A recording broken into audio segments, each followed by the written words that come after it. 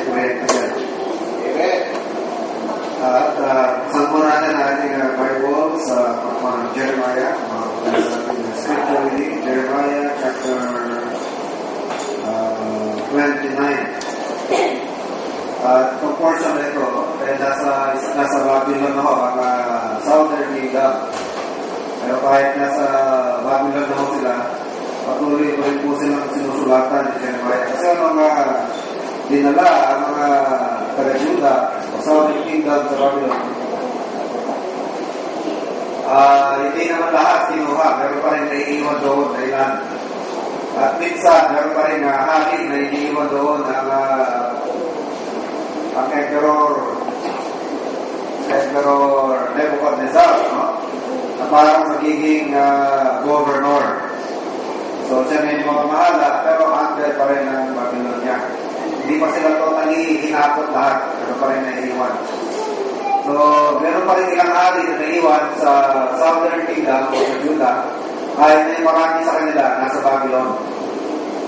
So, si Jeremiah, patuloy pa rin na nagbibigay ng kanyang prophecy sa mga nadalang bihag, kahit siya naiwan na sa Israel, sa Judah, then papadala pa rin siya ng kanyang mga prophecy, no? Mga message galing sa Diyos.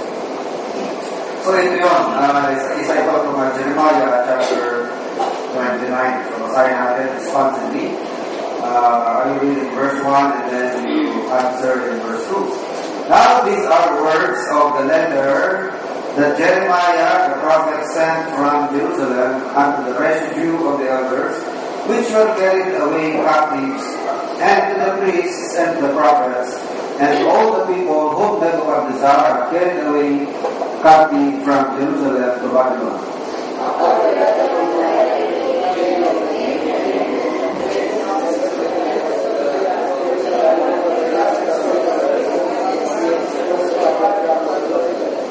By the hand of Elasah, the son of Shaphan, and Gemariah, the son of Hilkiah, whom Zedekiah, king of Judah, sent unto Babylon to Nebuchadnezzar, king of Babylon, saying, Thus saith the Lord of hosts, the God of Israel, from all that are carried away captive, from the hands of the carried away from Jerusalem to Babylon. Kung mapapansin nyo, kahit na nasa Babylon ng marami, ang hari pa rin na naiiwan doon sa Judah ay si Zedekiah, yan sa verse 3. Pero governor siya, ang sa ilalim ng Babylon. Verse 4, verse 5, build ye houses, and dwell in them, and plant gardens, and eat the fruit of them. Give your wives and your sons and daughters, and take wives for your sons, and give your daughters and husbands, the giving your sons and daughters, the giving increase there, and not diminish. And seek the peace of the city, whither I have caused you to be carried away captives, and pray unto the Lord for it. For in the peace thereof shall ye have peace. For thus saith the Lord of hosts, the God of Israel, let not your prophets and your prophets, and the enemies of you, deceive you, that your return to your dreams which ye caused you to go through. For they prophesy falsely unto you in my name, I have not sent them, saith the Lord.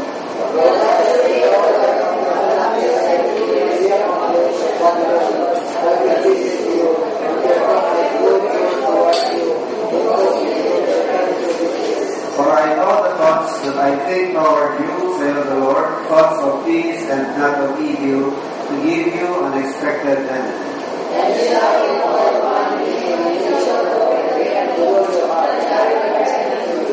And ye shall seek me and find me when ye shall search for me with all your heart.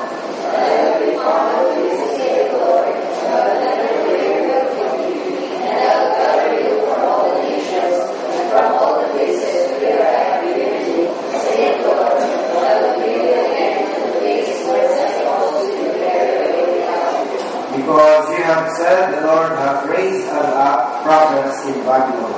Now that thou said the Lord of the nations,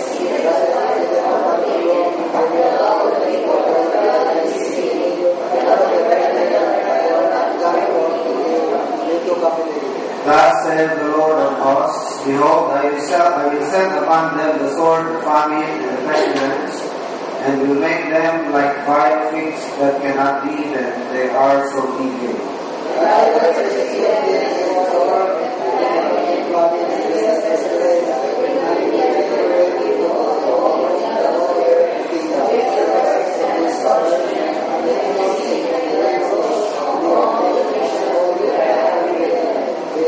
Because they have not hearkened to my words, saith the Lord, which I sent unto them by my servants the prophets, rising up early and sending them, but he would not hear, saith the Lord.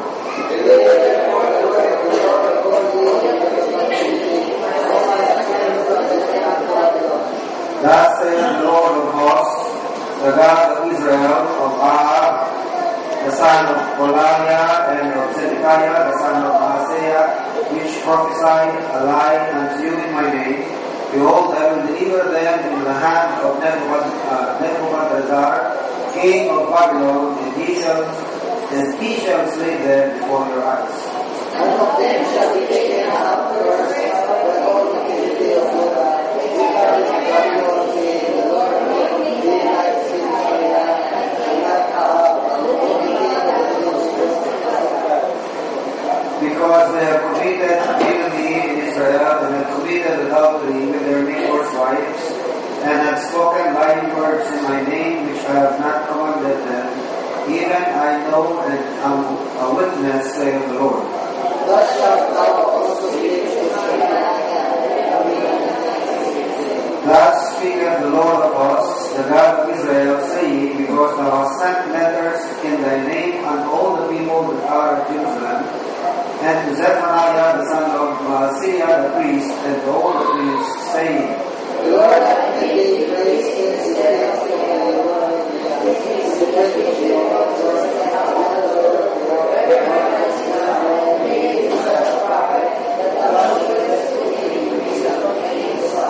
now therefore, why hast thou not reproved Jeremiah of Anathoth, which maketh himself a prophet to you?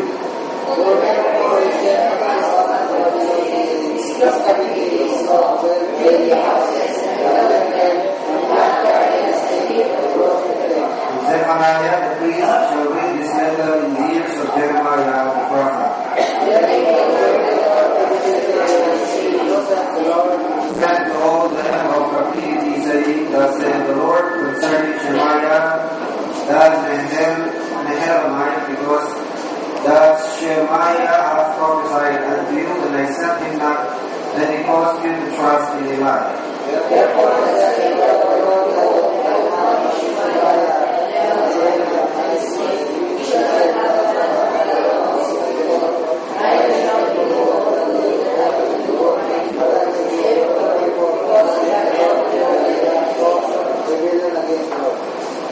Kami lumabos natin sa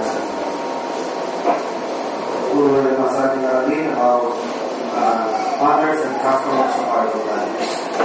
Malala niyo, last Sunday, itinignan po natin it's about houses of more than one room. And sabi natin, pinakahanan ng mga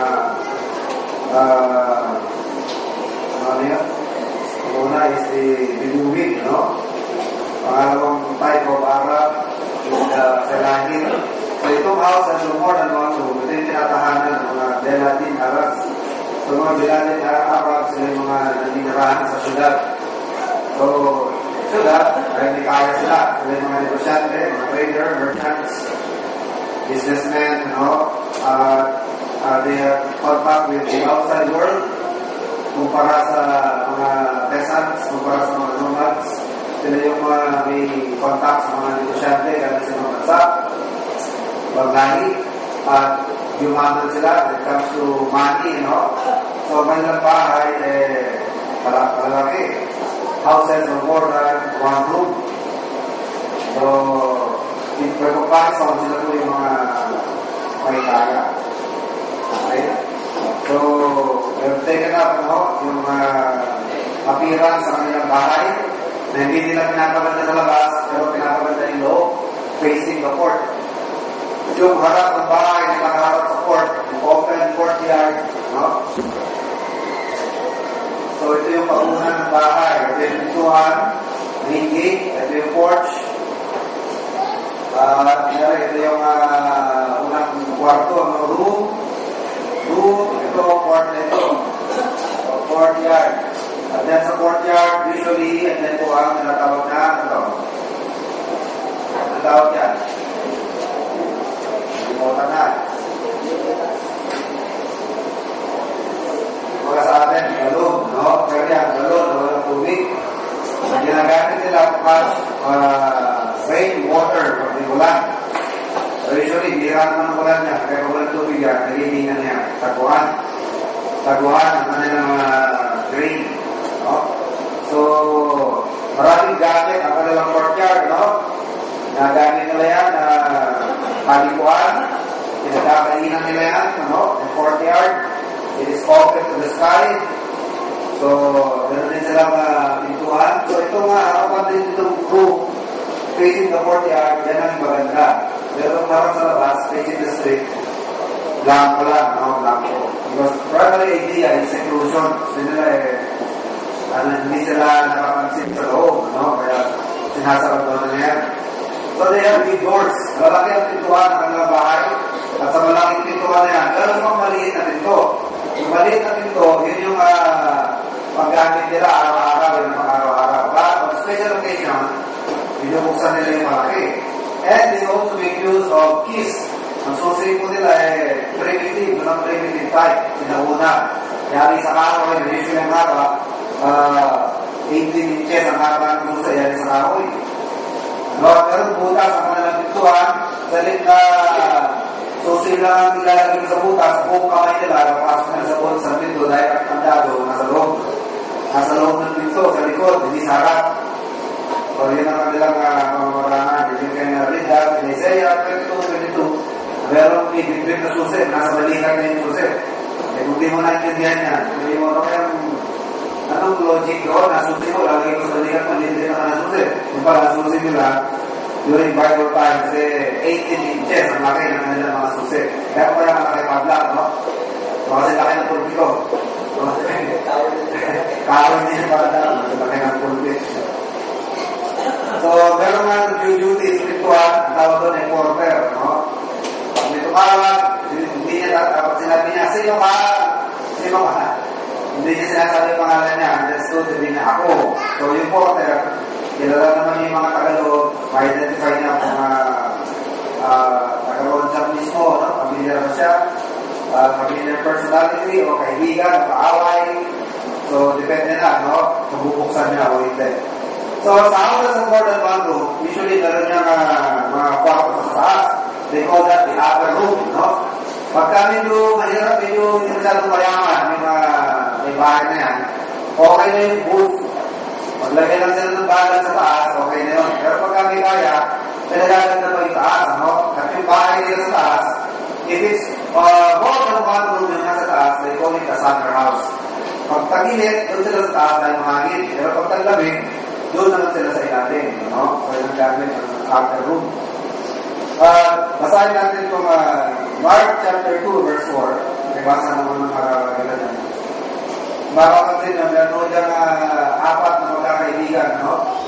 At yung kanilang kaibigan, may sakit, hindi nila may pasok dito sa bahay kung saan nakagawa ng Panginoon.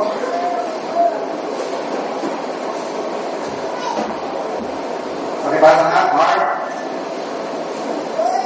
chapter 2, verse 4.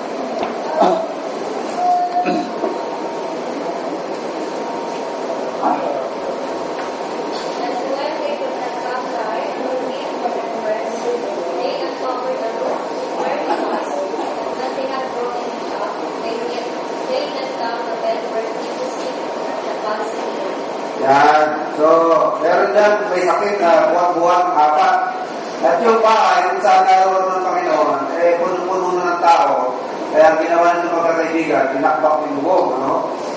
So, kung may gagawin niya, medyo mahirap. Dahil ngayon, pagka sinabi mo mga rooftop, sinsil na kailangan mo niya para mapakpak yan, ano? Pero nung araw, dahil napupunta may ito, ano lang yan, branches, na dinatagan ng mga putik, draga, so madaling pakpakin.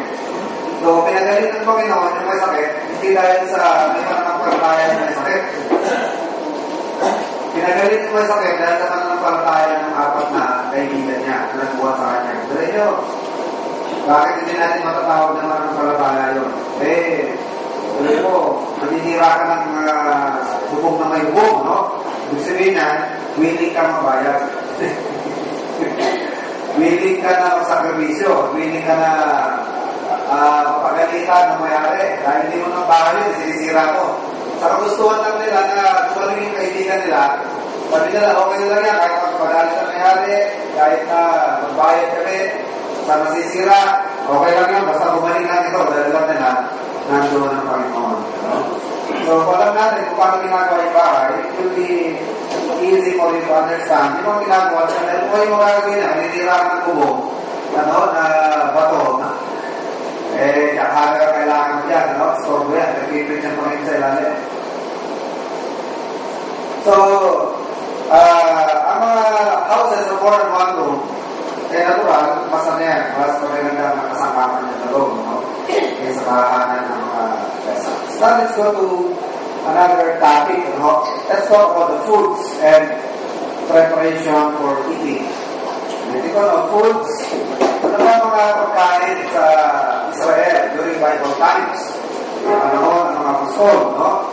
Foods and their preparation for eating. Paano na natin i-prepare ang pagkain?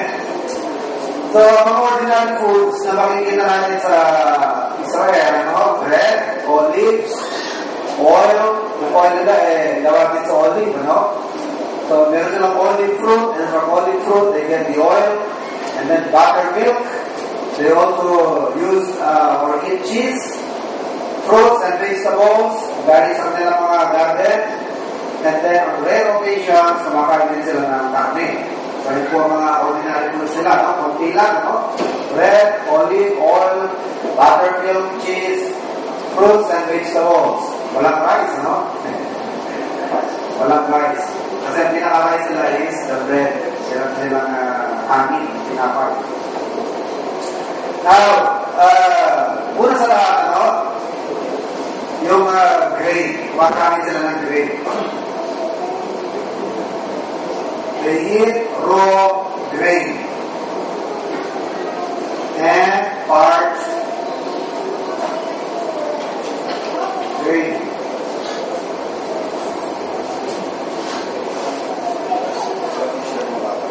Para sa atin,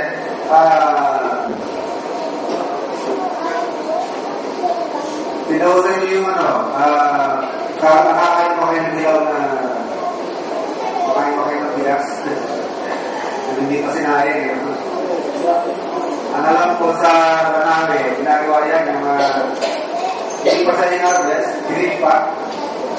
Pero kinukuha na nila, tapos dinatayo, sinasangag yun, Pero alam niyo ba yun? Parang pinitig, Parang pinitig.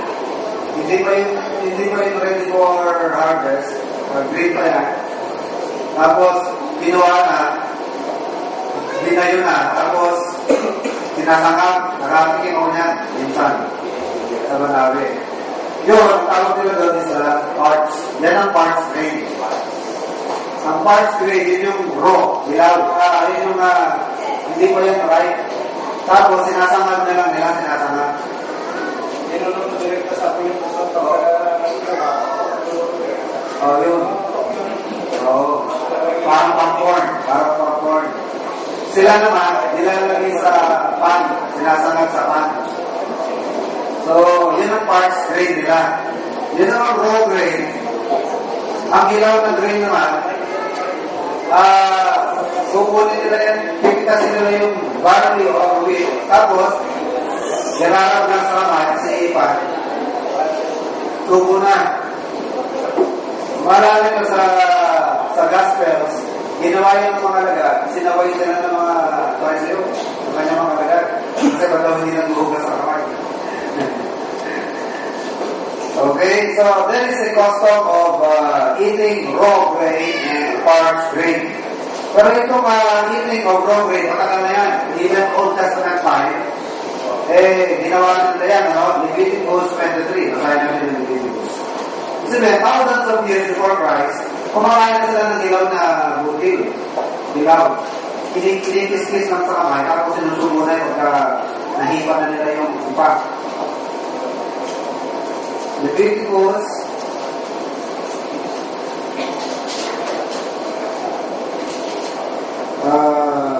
Leviticus chapter 23, verse 14.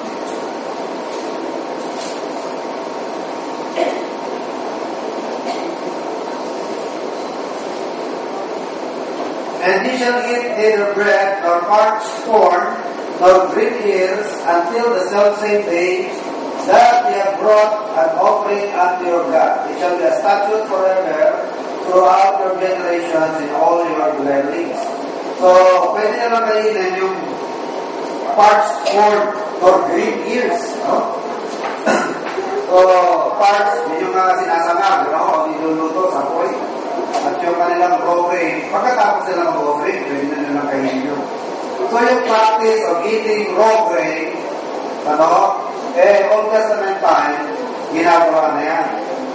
So, Old Testament yan. Tingnan naman natin sa New Testament. Lucas chapter 6, verse 1. Luke chapter 6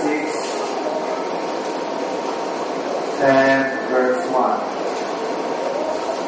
And it came to pass on the second Sabbath, after the first, that he went through the cornfields, and his disciples plucked the ears of corn, and did eat, rubbing them in their hands. So, hindi ko alam kung anong corn ito. Hindi naman siguro ito yung corn natin dahil pwede mo kainin ng mga isa hilaw. Tayo, iniihaw, iniihaw o nilalaga. Pero pagka kinain mo yung mais na hilaw, kakain-kaya ka rin, So, hindi ito yung corn, katulad ng corn natin.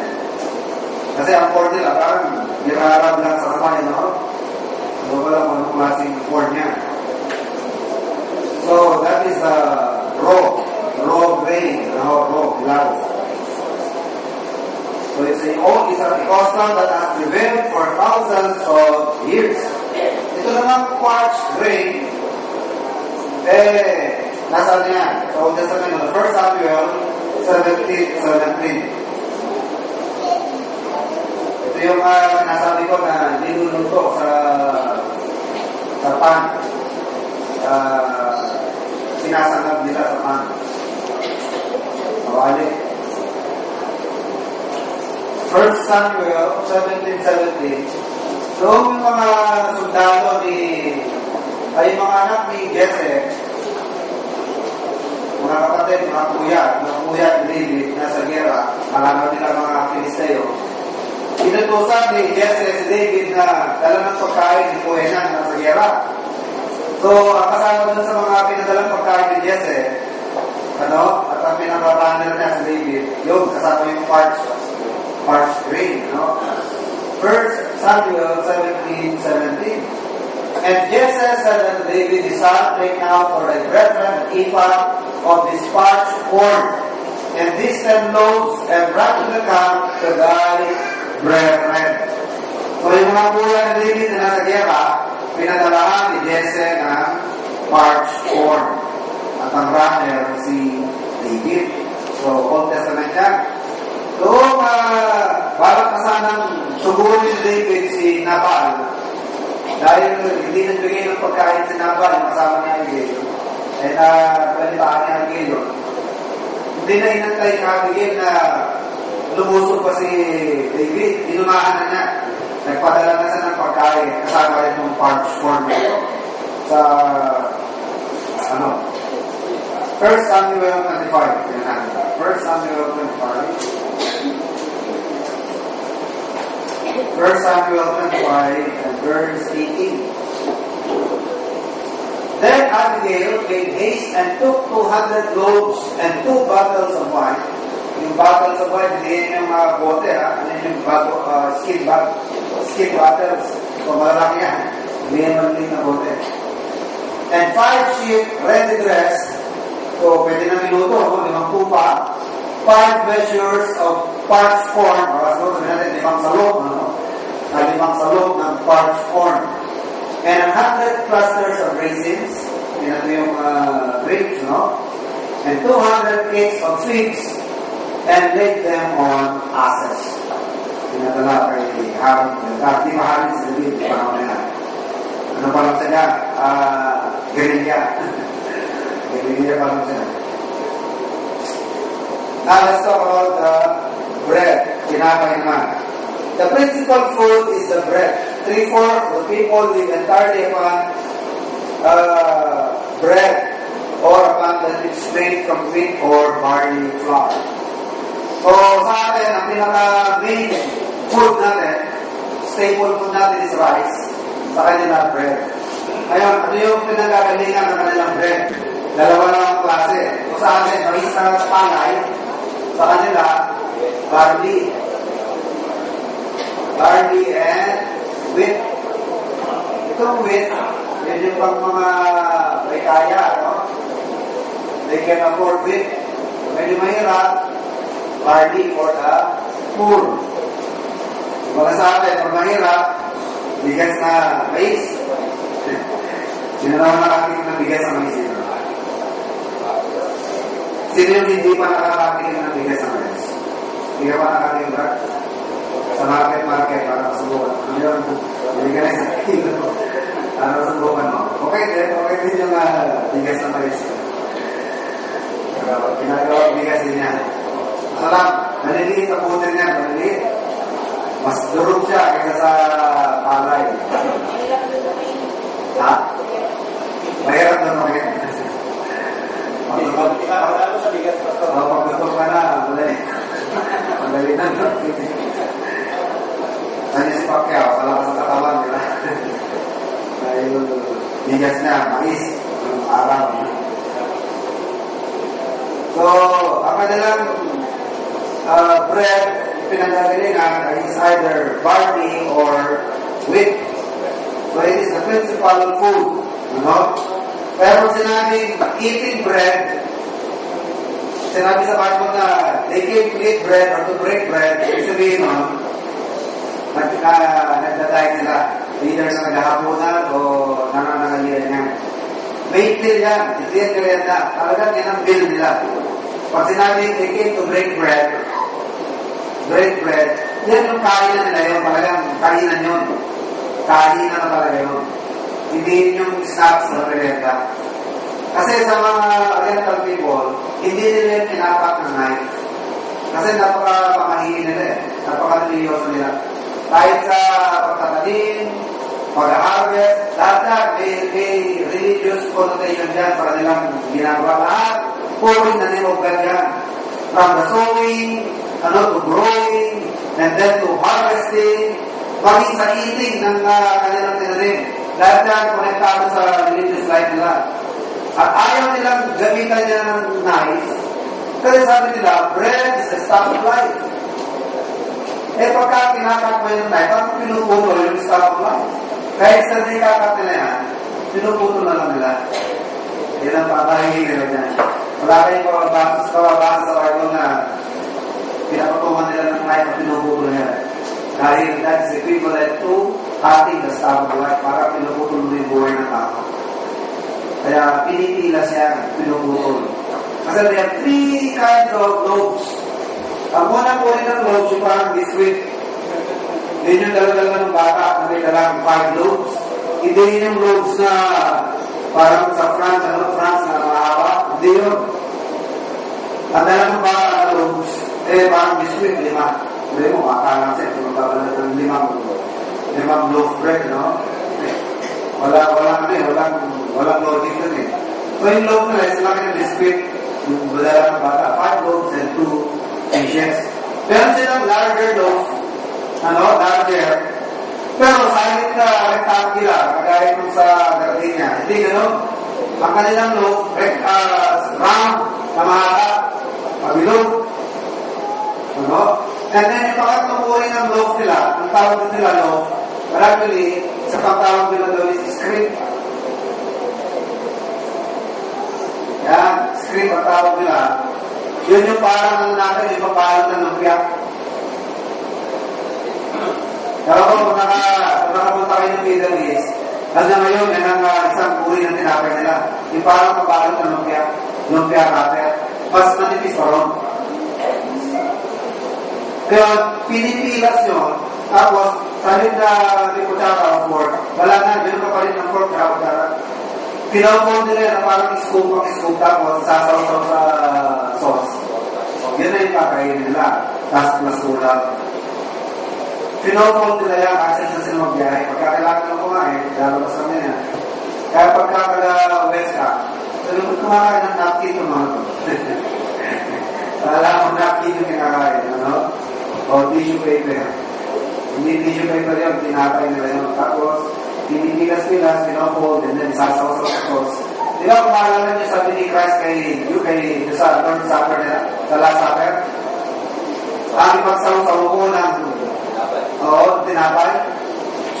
He that dippeth my bread into the dish. Di ba, sabi ng Panginoon? Ang ipagsaw-saw ko ng tinapay sa sausawan, yun ang magkakaano sa akin. Malala niya. Di ba?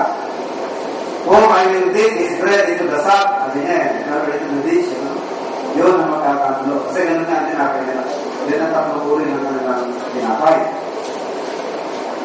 So, to the Oriental people, bread is sacred. Palestinians are brought up to think of bread as having a mystic sacred meaning. In most places, they have such reverence for bread that they will not rise to salute a guest if they are in the midst of breaking bread together. Pag may bisita, hindi sila tatayo habang kumakain sila. Kasi they are in the process of breaking bread. Napaka-sacred sa kanila ng pagpupulog ng napay. Pag may bisita, paupoy lang na ng bisita pero hindi sila tatayo para i-entertain yan kasi nasa kalagitnaan sila ng pagkain. At nagpupulog sila ng napay. Hintayin nila sila yung matapos bago sila kakalayo dun sa lamesa, no? Sa pinagkakainan nila. So, while in the midst of breaking bread, they will not rise up to salute again. Hindi nila babatiin yan. Hindi nila i-entertain, no? But will wait till they are finished. This attitude is essentially religious. Everything about bread, from the sowing of the seed to the baking of bread, is done in the name of God. Kaya nung sinabi ni Christ na I am the bread of life, di ba? Sabi niya, I am the bread of life. May sacred meaning yun eh. Kaya nagalit sila eh. Sabi nila, gawin mo kami cannibal o ano? Except eat my flesh.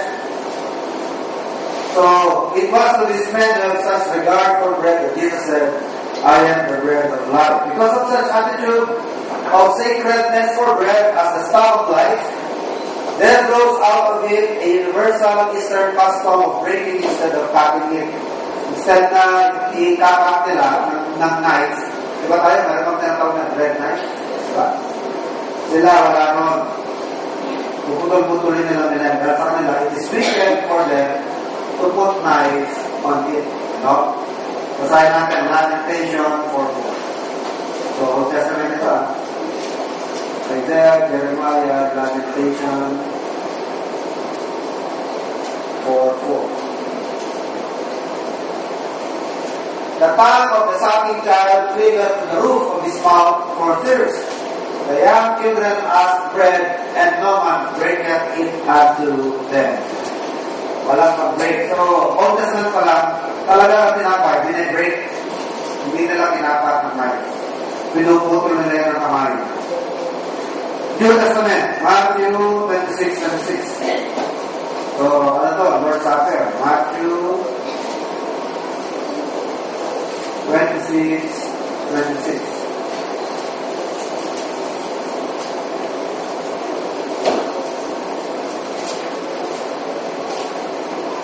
And as they were eating, Jesus took bread and blessed it and brake it and gave it to the disciples and said, Take, eat, this is my body.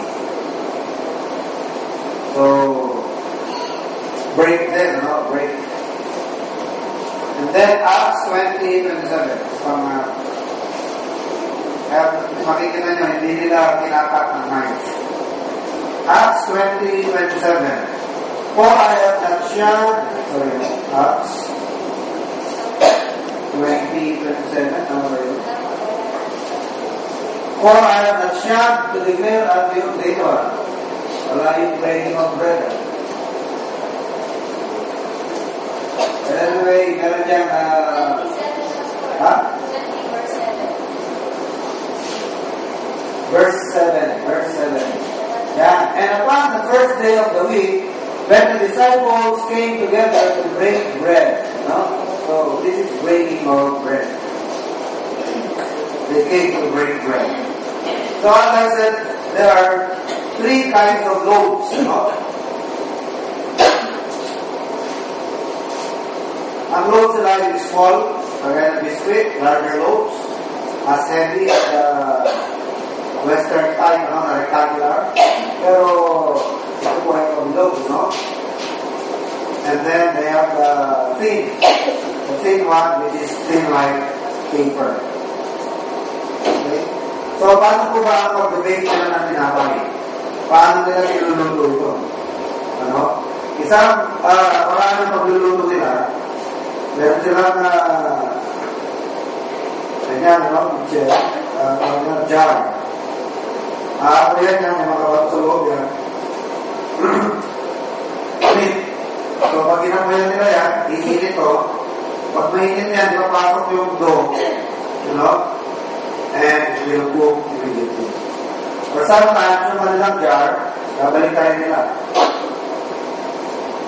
So, ang ako yan, yung dough.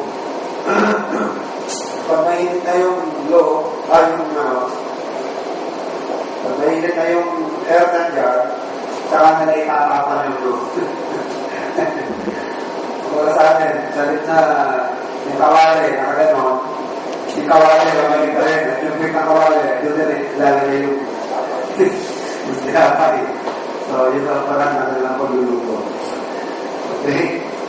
So, vegetables. The most widely used vegetables in Bible times. Hindi ako yung anong tinapay. Anong gulay nila na nabanggit sa Bible? Ano yung binigay kay Esau? Mustard. Hindi mustard. Parang mustard sa Bible. Mustasa. Pero ano yung binigay kay Esau? Ni Jacob?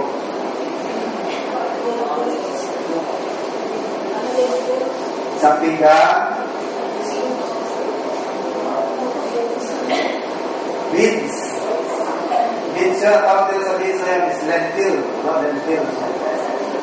Genesis 25:33, palibasa. So, yun ang pinaka-common yung beans. Beans and lentils. Yan yung binigay ni Jacob kay Esau na pinapalit niya sa kanyang pagkapanganan. Isang pinggan pagkain. Eh, yun ang mga pinagmalit ni Daniel doon sa pagkain ng hari. Binigyan sa kanila ng pagkain ng hari, di ba? Ang sabi ni Daniel, isubukan mo mga kami, gulay at beans kami, tubig, gulay. Pulse, di ba? Pulse. Pagkat pulse, gulay yun, ano? Gulay. So, common is beans, lentils. Sa Jonah chapter 4, verses 6-10, pero dun yung bumakatang din na gulay, di ba? Na nung natuyo, kagaya sa iyo, kailangan ng buod. Sabi niya, mabuti pa, mamatay na lang ako kasi naman sa init ako. Gourd, di ba? Gourd. Ang katumbas sa atin, upo. Upo. So, meron din silang upo. Ano? Beans, upo, mustasa. Ano pa yung mga naalala niyo binanggit sa gulay sa Marco? Alam na basa, kakapalaya, no? Pero meron silang mga bitter herbs, right? Bitter herbs. Doon sa Numbers 11:5, pero pinagmamalaki mga Israelites yan, nakakakain nila sa Egypt, no? Sabi nila, mabuti pa sa Egypt, marami kami kinakain doon, dito, wala, puro mana. Samantala sa Egypt, meron silang onion, meron silang leeks, meron garlic, may sibuyas, may bawang. Ano ba? Pipino. Meron din silang pipino, no? Onions, garlic, yan, leeks. So, yun ang mga common vegetables. Now, basic products. Nagpapalit po sila ng mga dairy products dahil nag-aalaga sila ng mga tupa tupa, kambing, baka, camel, natural. Meron silang mga dairy products like milk. Milk is regarded as a substantial food for all ages. So anong milk ang kinakain nila? Siyempre, para sa mga baby, breast milk for babies, Isaiah 28 and verse 9. Breast milk is still best for babies. And then cow's milk. Deuteronomy 32 verse 14. Gatas ng baka. And then sheep's milk. Parang gatas din ng kambing, gatas ng tupa. And then goat's milk, Proverbs 27 verse 27. Goat's milk. They also make use of camel's milk, Genesis 32 verse 15. So, pinutin po sila ng gatas ng camel.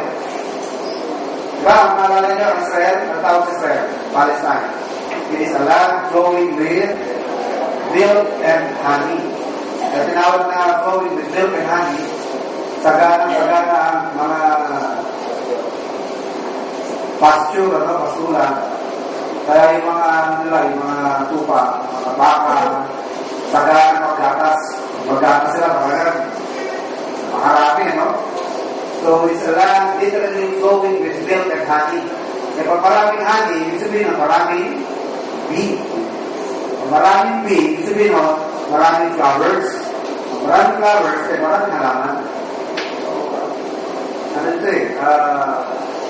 Napaka-fertile, ba yun? Dati napaka-fertile. Pero isang vineyard sa Hebron sa Hebron, nung kinuha ng mga espiya ni Joshua, yung isang batch, kailangan 2 tao magbubuha sa isang batch. Isang batch lang yun, lalagay niya sa kahoy, kailangan 2 tao magbubuha. Ebidensya yun na David, Joshua, sagana ang lupain din ako itong batch of grape.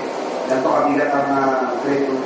Malaki, saka sa atin, pag sila yung 1 batch, bubuhat mo rin na kami mo, di ba? 1 batch of grape. Sa kanila, 2 tao bubuhat. Kailangan nila tusukin ng kahoy. Ganon ka-fertile. Kaya siguro, maraming higante ng araw. So, yung mga anak ni Anak, ang pinaka-aman ng mga higante, si Anak. Kaya tawag sa kanila, Anakims. Anakims, Dahil sa tatay na ng mga higante ay si Anak. So, ang pinaka-common na milk nila na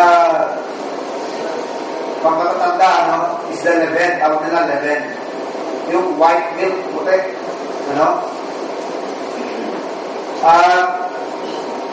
Kung meron lamang silang isang order, pera, sapat lang sa isang order.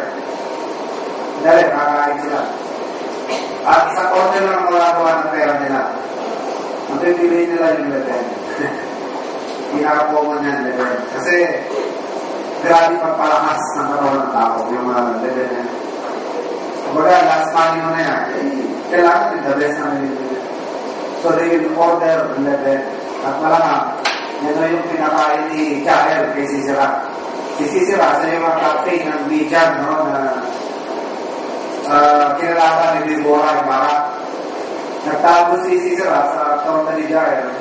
Pinainom sa ni Jael itong leaven. Nakatulog, napagod.